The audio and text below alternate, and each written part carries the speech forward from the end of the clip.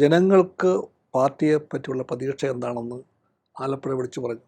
Party സമ്മേളനത്തെ ഒരുക്കങ്ങൾ ആരംഭിച്ചത് 3-4 മാസം മുമ്പാണ്. ആദ്യം ചെയ്ത കാര്യം എല്ലാ പാർട്ടി മെമ്പർമാരുടെയും വീടുകളിൽ ഒരു കുണ്ടിക വെച്ചു.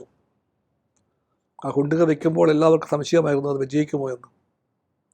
പാർട്ടി മെമ്പർമാരുടെ കുടുംബാംഗങ്ങളെല്ലാം ആ കുണ്ടിക വഴി പാർട്ടി സമ്മേളനത്തെ സ്വന്തമായി ഏറ്റെടുത്തു. അവിടുത്തെ എല്ലാവരും, കുഞ്ഞുകുട്ടികളും അടക്കം എല്ലാവരും ആകാവുന്ന പോലെ സംഖ്യകൾ ആ കുണ്ടികയിലേക്ക് എന്നും വിട്ടു. സാമാന്യം വലിയ സംഖ്യ അതിലൂടെ മാത്രം പാർട്ടിയുടെ സമ്മേളനത്തിൻ്റെ നടത്തിപ്പിന് വേണ്ടി കിട്ടിയെന്ന് സഖാക്കൾ പറഞ്ഞപ്പോൾ നമ്മളെല്ലാം മനസ്സിലാക്കിയത് പാർട്ടിയോട് അവർക്കുള്ള പ്രതീക്ഷയാണ്.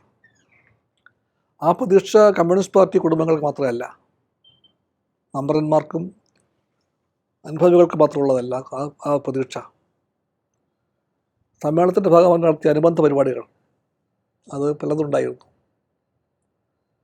എല്ലാത്തിലും ഉള്ള ജനപങ്കാളിത്തം ആവേശകരമായിരുന്നു. മാവേലിക്കരയിലെ ഒരു വലിയ സെമിനാർ, അതിൽ പങ്കെടുത്തത് ജസ്റ്റിസ് ചന്ദ്രുവായിരുന്നു. ഹരിപ്പാട്ടെ ഒരു വലിയ സംഗീത സെമിനാർ, അതിൽ TM കൃഷ്ണയാണ് പങ്കെടുത്തത്. ഇതുപോലെ ഇന്ത്യ അറിയുന്ന പ്രതിഭാശാലികളായ മനുഷ്യർ ഇടപെട്ടുകൊണ്ട് അതാത് വിഷയങ്ങളിലെ വളർച്ചകളും സംഭവങ്ങളും എല്ലാം പറഞ്ഞുകൊണ്ട് നടത്തിയിട്ടുള്ള സെമിനാറുകൾ കമ്മ്യൂണിസ്റ്റ് പാർട്ടിയുടെ നിലപാടുകൾക്കുള്ള അംഗീകാരം കണക്കെ എല്ലായിടത്തും മാനിക്കപ്പെട്ടു.